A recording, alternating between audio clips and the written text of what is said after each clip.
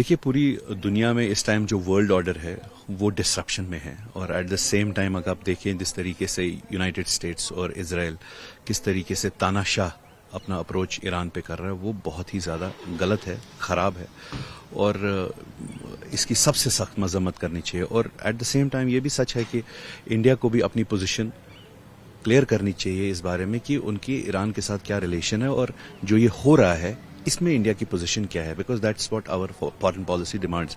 ایران کو over the course of time Iran has been our friend, historically it has been our friend.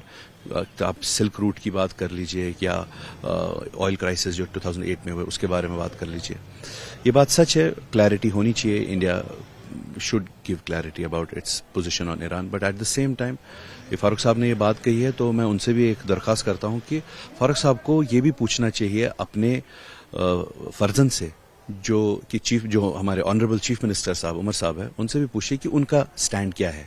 ان کو بھی اپنا stand clear کرنا چاہیے ایران کے اوپر، اور جو یہ چل رہا ہے اس کے اوپر ان کو بھی سٹینڈ کلیئر کرنا چاہیے. یہ بات ٹھیک ہے کہ انڈیا کو بھی، because lot of devastation is happening. آپ دیکھ لیجئے کس طریقے سے 150 بچیوں کو مار ڈالا، لگ بھگ 200 بچیوں کو مار ڈالا جو سٹارٹنگ میں بامبنگ ہوئی تھی.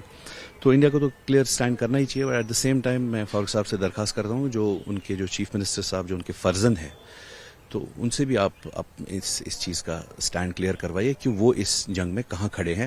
وہ جسٹس کے ساتھ کھڑے ہیں یا ان ایکویوکلی وہ انجسٹس کے ساتھ کھڑے ہیں، یا ان ایکویوکلی وہ جسٹس کے ساتھ کھڑے ہیں.